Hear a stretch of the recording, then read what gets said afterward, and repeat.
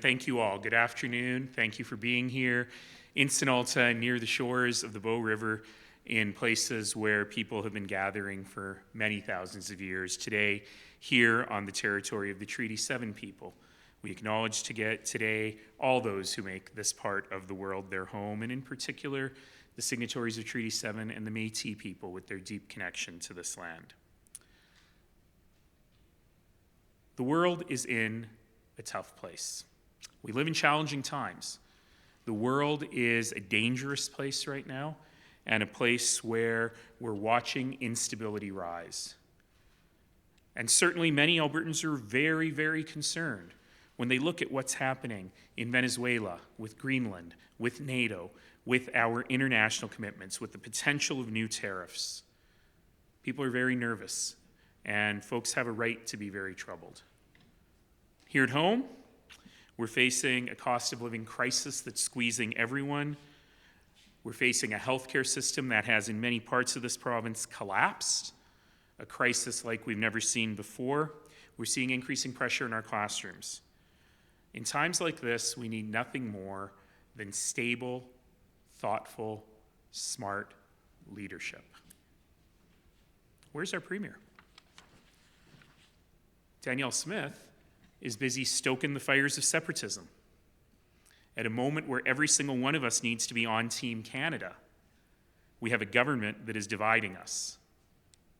Make no mistake, Danielle Smith's cozying up to Donald Trump, cozying up to those who want to make us the 51st state, and the acts of her separatist government are dividing us all. We know, especially now, that separatism is dangerous economically. Separatism scares away investment, it costs us jobs, it makes life more expensive, and it makes life more uncertain. And as we've seen just in the last few days, separatism is also a national security threat. It makes Albertans more vulnerable in intensely fragile times. But, perhaps most important to Albertans today, separatism is a distraction from the real problems we're facing every day. So let me be clear. Separatism doesn't lower the cost of living. Separatism doesn't build hospital beds. Separatism doesn't hire more teachers or address classroom complexity. Separatism scares away investment, and it costs us jobs. But at the end of the day, the most compelling argument is the one we've heard from hundreds and hundreds, if not thousands, of Albertans over the last several months. And that's simply this. Albertans are proud Canadians.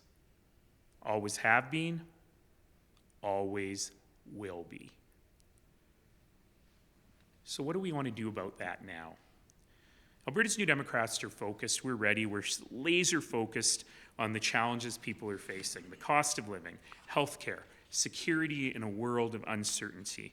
And we need a government that strengthens our place in Canada and protects our economic future, not one that gambles with it. Not one that puts our entire future, the future of this province and this country, at risk simply for political gain.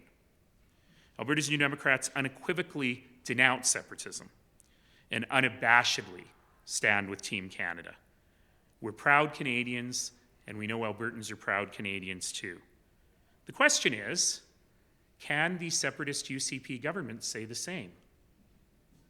So far, they've managed to vote down our motion to amend the speech from the throne to just put in a sentence about Canadian unity. They played legislative games to get rid of our motion calling upon the Alberta legislature to say that we stand for Canada. So today, we're going to make it real easy for them. We're calling on the Premier, the UCP government, and every MLA to be crystal clear and just tell Albertans, are you on Team Canada or are you a separatist? It's as simple as that. And no, we don't need to hear your word salad, a sovereign Alberta within a united Canada, which means nothing. Citizens are smarter than that. They want to simply know one thing. Are you a separatist or aren't you? So we're going to make it real easy for MLAs. Today, I'll be sending a letter to every MLA, asking them for their response, and asking them to sign a simple statement. The statement simply says this, and I will sign it myself right now. I affirm that I am a proud Albertan and a proud Canadian. I am opposed to separatism, and I will make my position known and clear to my constituents. Pretty easy. And if you were elected to the legislature, if you swore your oath, there should be no problem signing that. So hopefully all MLAs, UCP and New Democrat MLAs, should be able to sign that, I don't know, by the end of the day today. And I hope that all Albertans are willing to ask the same of their MLAs. Look, Albertans deserve a better government than this. We deserve a government that doesn't fight against our own interests. We deserve a government that is prioritizing the everyday challenges that people need help with here at home. The cost of living, healthcare, jobs. And that starts by announcing that you're clearly on Team Canada. If Danielle Smith and the UCP government can't, or if they won't, then we will. And Alberta's New Democrats are ready to be that better government that Albertans deserve. So with that, I'm happy to take some questions, and I should have said, thanks guys. I'm surrounded here by a number of my Calgary caucus members, all of whom are about to sign this thing, except I don't know where the other copies went. And we will do similar things with our entire party. You know what, here's the interesting thing. I should just point this out as we go to questions. I didn't ask any of you to sign that. I didn't take a poll of my caucus and made sure that everyone was okay signing it. Didn't need to. Because I didn't need to. Because it's self-evident. We signed an oath to protect this nation and this province, and we will do that every single day. We'll go to questions. All right, we'll get started with questions in the room. Perfect, please state your name and outlet. We'll do one question and one follow-up. Hi.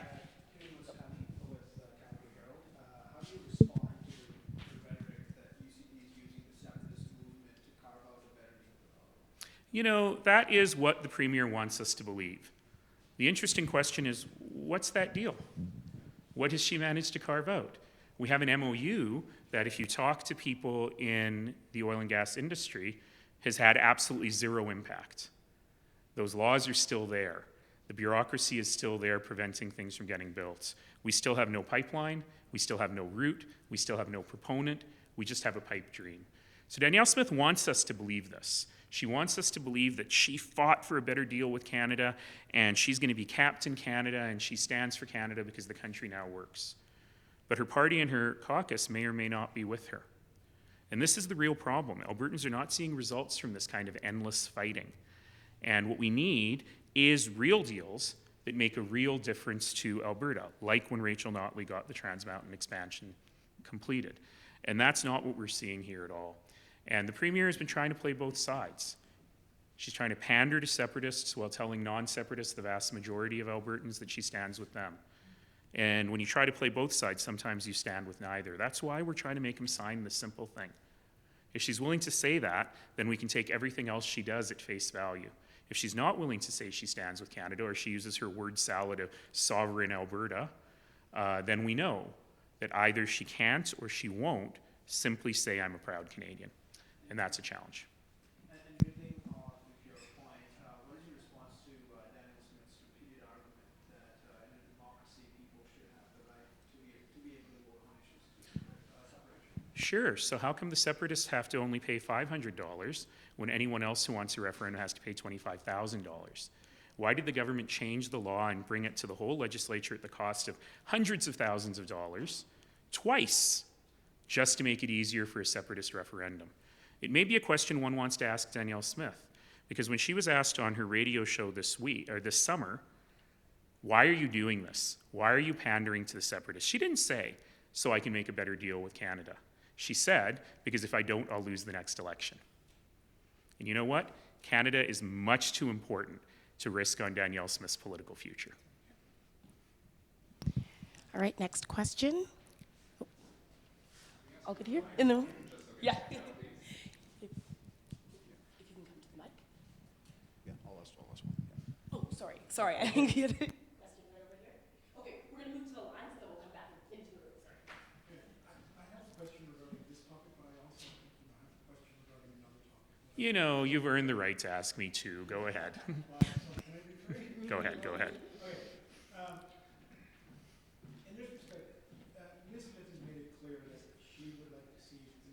CPP and the provincial police force and other Mm-hmm. consolidated in Alberta. Do you think that she actually believes that a separatist referendum will fail, that she's setting an anchor price at separation and everyone will go, This is we dodged that bullet, I guess the other stuff you want is okay? This is an old game. This is a game that, she used to be the biggest critic of the Quebec government when she was a journalist. And now she wants to do what they do. It is an old game and it never works. If you go out to the separatist rallies and you say, hey, if you get an Alberta pension plan and a local police force, you're going to stop this nonsense? They're not going to stop. And so what she's done is she's emboldened this group of people with all these promises of things that other Albertans don't want. Massive majorities of Albertans say, keep the RCMP here. Massive majorities of Albertans say, do not take away my Canada pension plan that I've worked hard for. So what she's doing is she is offering up things that Albertans don't want her to offer that have extraordinarily high price. Quite frankly, she's a terrible negotiator. And as a result, we're going to end up, if she is successful, with a group of Albertans who are going to be core separatists and angry at whatever she brings home, and she's going to bring home deals that are bad for all Albertans, if she brings home any deals at all. Okay, go ahead. You had three. Okay, on another topic. Last week in an order in council that was framed as being about taking bitumen in kind for royalties, they also authorized $900 billion in borrowing with a list of 900 million. things that can be used for. What's your take on that?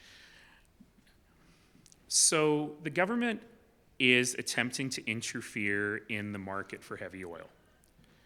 Now, if they did it thoughtfully, if they did it well, if they really knew what they were doing and they were able to act as a market leader, they might be able to impact a little bit on the margin, the markets for this oil. They might be able to make a little bit of money for the Treasury.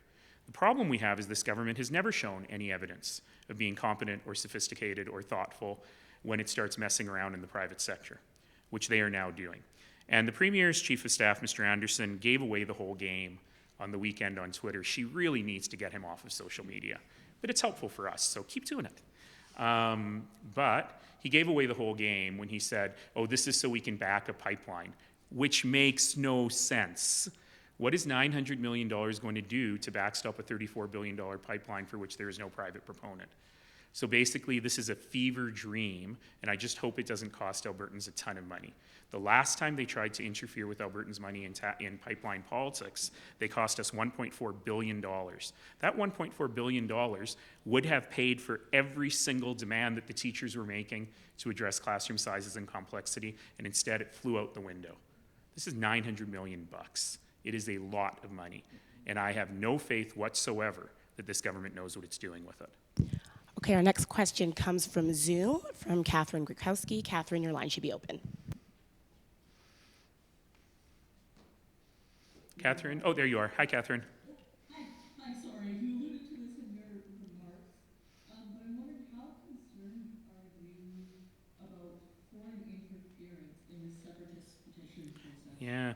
Isn't it interesting that the same people who've been screaming about foreign interference in the federal scene have suddenly gotten very quiet about extremely obvious foreign interference from the United States in the separatist referendum? This is a very, very big problem. Where are they getting their money? Where are they getting their organization from? And to be clear, there's no secret here, friends.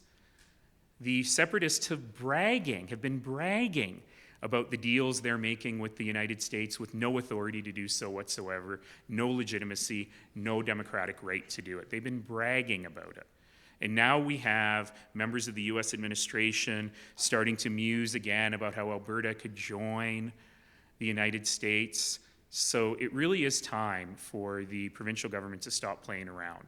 I should have added a sentence to this pledge. And we will never join the United States. Maybe I will add that sentence. But it's very, very clear that there's interference all over the place. This is interference that's been welcomed by a premier whose greatest dream was to see Mar-a-Lago. She saw it, and she brought us nothing back, and the president of the United States has no idea who she is, which is probably her heartbreak. But let's remember, when Danielle Smith was running for premier, she was asked, who are your political role models? She didn't say John A. Macdonald. She didn't say John Diefenbaker. She said Kristi Noem. She said Ron DeSantis. So this is playing right into her hands. We have audio of someone claiming that she told him that she's been musing on whether she'd want to be the president or the prime minister of an independent Alberta. This is who we have as a premier. And this is what she does. And you know, I sure hope that she doesn't love Kristi Noem anymore after what we've been seeing with the ICE raids, but she certainly hasn't repudiated anything she said. So this is happening. What, now? I said such smart things earlier. Catherine, do you have a follow-up?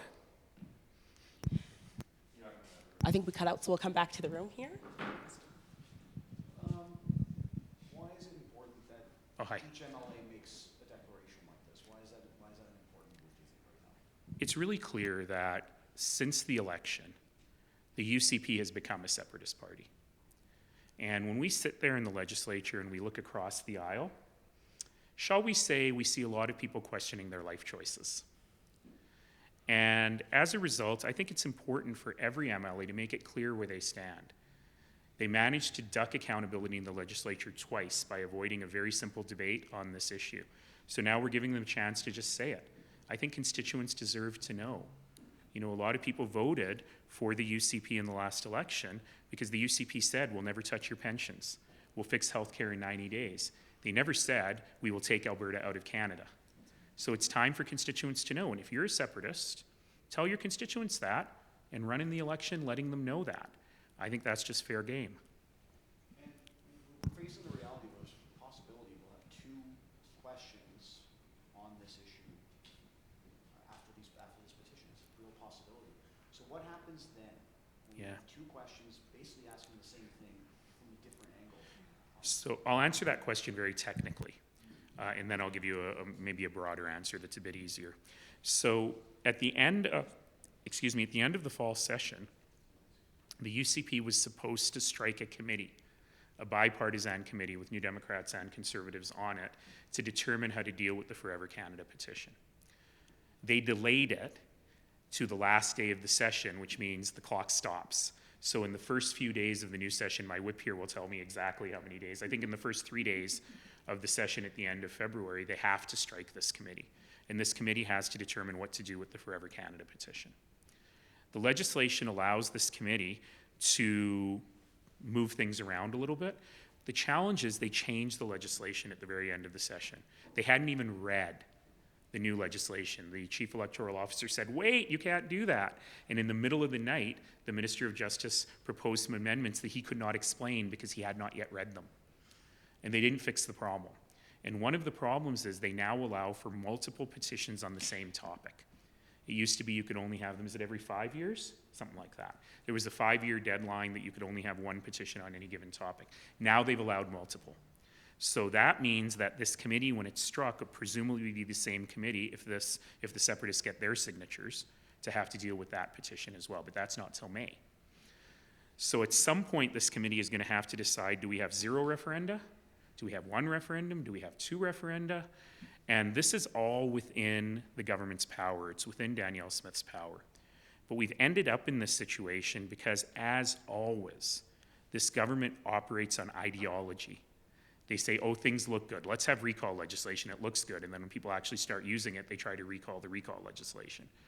And so the real problem here is this government has no idea what it's doing. It has no idea what it means to govern. It just wants to score points. And now they've painted themselves into a corner. And even though we all know that even the thought of a referendum freezes investment for years, even though we know it's bad for the economy, the Premier has not yet figured out how to walk herself out of the corner she herself has painted herself into. All right, we're going to go back to the lines. We had a brief cutout, so I'm going to come back to you, Catherine, if you have a follow-up. Catherine, did you catch my last answer? I could repeat the entire thing. It was only 23 minutes long. You cut out around the time when you said that the Premier went to Mar-a-Lago and came back with nothing to show for it. But I guess I'll just ask a follow-up question, so to hear part of that last answer.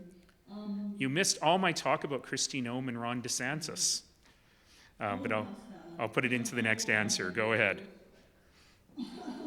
What safeguards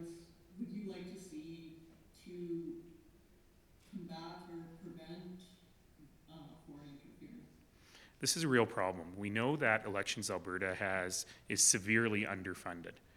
We know that they've been asking for more funding to be able to deal with these petitions, and should the petition be successful, they have to likely, maybe, depending on what the Premier's mood is that morning, deal with a referendum.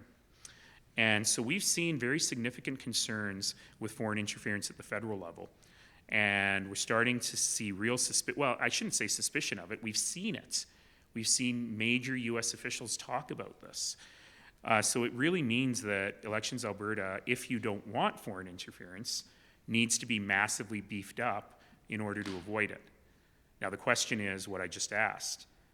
Does the Premier actually welcome this foreign interference? I have not heard her denounce it. I have not heard her say Albertans will decide. So we need to ensure that we have a government that sees foreign interference as a bad thing and that will act against it. And what you missed earlier, Catherine, is I just said, when the Premier was asked when she was running for Premier who her political heroes were, she didn't say John A. Macdonald or John Diefenbaker. She said Kristi Noem and Ron DeSantis. And I sure as heck hope she's not a fan of Kristi Noem today with these ICE raids, but she's never corrected herself. Right, our next question is from Jack Farrell, Canadian Press. Jack, your line should be open. Awesome. Can you guys hear me? Yep. Awesome. So I wanted to ask, essentially, how far you guys are planning to push the pledge. I'm wondering if I can expect daily email updates with any new UCP MLAs that sign, or is this essentially? I want to know what the plan is moving forward about how people can know who has signed it and who hasn't. You've just given me an excellent idea. So, we will put this out today. We'll see what happens. Because as I say, we didn't put any traps in here. We didn't make it difficult or complicated. It just says, as I said earlier, I'm a proud Albertan and a proud Canadian, and I'm opposed to separatism. That's all it says.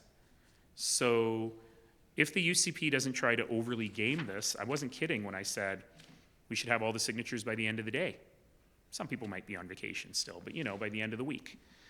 Now, what is going to happen is that they will be paranoid, as they often are, and they will probably put an edict out from centrally on whether you can sign it or not sign it.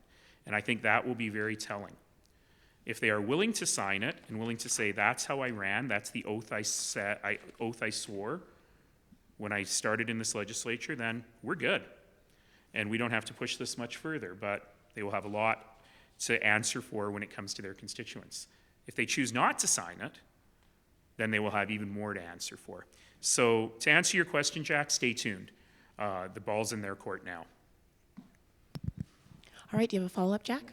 And then I've got sorry if it's an off-topic one. It's okay. And I don't know who all was there, so I'll just give the question to Nancy. But the new triage liaison position is supposed to start on Sunday.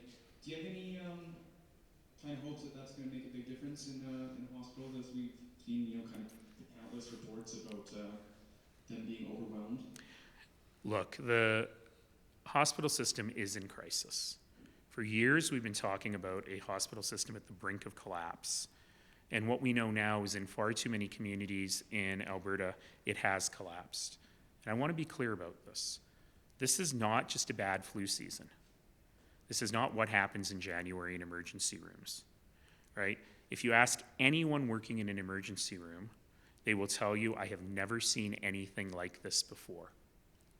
And it is the direct result of really bad government policy.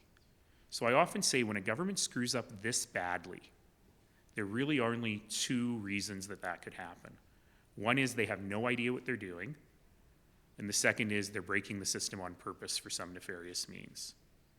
Those are the only two answers to why the system is so broken. There's sometimes a third answer, which is circumstances out of our control, but that doesn't apply here. So either they're incompetent or they're malicious. And the thing that we have with this government is a little bit of both. And as always, they didn't see the results of their incompetence and malice in what is actually happening to real people. People dying in the waiting room. Real people, real families that could have been saved. So I'm happy, I guess, that they are starting to listen to the doctors now. They still haven't declared a state of emergency. They still haven't instituted a centralized command. The Ministry of Acute Care, one of the 5 ministers involved, not 4 anymore, now there's a 5th one, they threw in infrastructure. The Ministry of Acute Care continues to deny that the system is in crisis or has collapsed. So yes, add triage physicians, that's awesome. What that means is doctors will see you in the waiting room if there's no bed for you. But if you ask any emergency room doc right now, they'll tell you they do that every day. And so the real thing that this adds is it adds another doctor to a shift. That's good. But we never should have gotten to a place where the workforce in the emergency rooms is not adequate to being able to do it. No, and I should be clear. I'm not saying the workers are not adequate. They are working their buns off, saving people every single day, and I'm deeply grateful to them, but there aren't enough of them, and there aren't enough beds. This government's been in office for 6 years. They haven't built a single critical care bed. Not one has opened in 6 years. They haven't increased the hours of urgent care. They haven't put an all points bulletin, all hands on deck blast to figure out how we can increase the staffing in emergency rooms at peak times. They are now blaming challenges between assisted living Alberta, primary care Alberta, and acute care Alberta, problems that were never there before when it was all AHS, is part of the issue. And they refuse to call a state of emergency, they refuse to have a central command, and they refuse to call the legislature back so they can be held to account. They're hoping this goes away. It's not going away. All right, our next question is from Rahim Mohammed. Rahim, your line should be open. Hello, thank you for taking our questions. So piggybacking a bit on Catherine's question, there's a lot of anxiety here in Ottawa about the tools, or lack thereof, to counter foreign interference in the event of a referendum. Yeah. Just Alberta, obviously, we could be doing breakdance in Quebec in a few years' time. So we passed about a year and a half ago foreign interference legislation. We just put out in January draft regs. I think we're in a 30-day consultation period. A commissioner has not yet been named. Is this an area where you would encourage federal officials to act with more urgency and hurry up? Yeah, thanks for that question, Rahim. You know, I haven't been following the bouncing ball on that very closely myself, so I haven't seen those draft regs yet, which I have little to do with my current job, but I'm very interested in. But yeah, absolutely. You know, one of the real challenges we have is that the political environment in which we live is a political environment that encourages people not to trust anyone.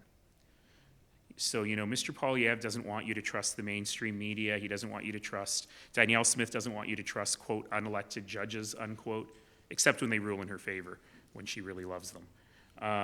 But this whole atmosphere of mistrust, eroding people's trust in institutions, is a really big deal. Because after a while, if people stop trusting one another and they only put all their faith in a politician, let's say, then they will stop trusting that politician.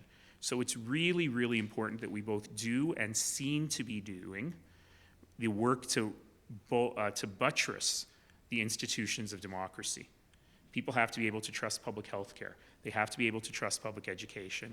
And probably above all, they have to be able to trust that elections are fair. Because you know where this script goes. If the separatists get enough signatures, if the government can't figure out how to avoid a petition, if we go to a petition, if that petition fails, as all the polls tell us it will fail, well, then you've got a bunch of people who are in such an echo chamber and have been told that everyone agrees with them, seeing an election result go against them. What happened in 2020 when that happened in the United States? What's been happening recently is people erode trust in these institutions. So we need to do everything we can to help people understand that the hardworking public servants who make our institutions work have their best interests at heart and that elections are fair and free. Do you have a follow-up, Rahim? Sure. So the pro-independence group, I think they're calling themselves Stay Free Alberta. They're well on the way to collecting signatures. There have big turnouts, obviously, in smaller towns. But there was recently a sizable gathering in Edmonton in the Rundle Park area. Statistically speaking, some of these people voted NDP in 2023. Some of these people might have even voted for you in your by-election over the summer. What's your message to NDP voters who are so frustrated with how Canada's been treating Big Confederation that they're thinking about signing the signature, that they've signed the signature? I don't think the data holds up that assertion, Raheem. We have seen. At least a few of them, at least, you know. Well, let's put it this way. We have actually had polling on this. Like, we didn't do it. There was public polling on this earlier this spring that showed about 60% of the UCP supporters could consider supporting separatism. And it showed, what was the number? Does anyone remember? 99.6% of NDP supporters would never, ever support separatism. I've seen no evidence that that has changed. But that said, reaching out to all Albertans, I would simply say that don't fall for it, man. Don't fall for it. You know, you have people saying to you, oh, we need to be more independent while they're making deals with the United States. So ironically, a quote-unquote independent Alberta would be even more subservient and less independent than it is now. And I think that most Albertans really are saying, I don't fall for this. So yeah, there have been some people showing up at these things. 177,000 is a big number. That's the number of signatures they need to get. But we also know is that not a single poll has shown the support for separatism being above 30% in Alberta. Now that said, you can never underestimate what could happen in a referendum. I don't think a single poll showed support for Scottish independence being much higher than 35%. A recent poll shows that 31% of people in Texas would like to leave the United States. But that said, this is very serious stuff. Referenda are unpredictable. There can be room for unbelievable misinformation. What we saw the day after the Brexit referendum was a number of voters who said, whoa, had I known it was going to win, I wouldn't have voted for it. I was just trying to send a signal. And we saw a number of voters that said, whoa, had I known it was going to win, I would have voted. So my message to Albertans is take this seriously. If you believe in the Canada Pension Plan, if you believe in the RCMP doing a good job here, if you believe that with all its bruises and faults, this is still the greatest country on earth, if you believe in honoring the memories of people, no one's more than Albertans who fought and died for this country, then we got to take this seriously. And we've got to stand up seriously on the side of Canada and on Team Canada. We cannot repeat the mistakes of 1995 in Canada. We cannot repeat the mistakes of Brexit. And so I'm reaching out to all Albertans saying, let's stand up for what we really believe in. We're going to do one last pass for questions. All right, and with that, one more question. I'm going to ask that you come to the front just so the folks online can hear. We can go back here. Thanks, Kevin. Hey, a real quick question. The last time I had an opportunity to speak with Ms. Smith, which was just before Christmas, early December, I asked her directly, is your party now a separatist party? Her answer was unequivocal. She said no. Was she lying? She may not have been paying attention to the election results at her convention, or the fact that her party presidents, announced that he felt that the majority of people in his party are now separatists. Any more questions in the room? All right, with that concludes our press conference. Thanks, folks. Thank you, everyone.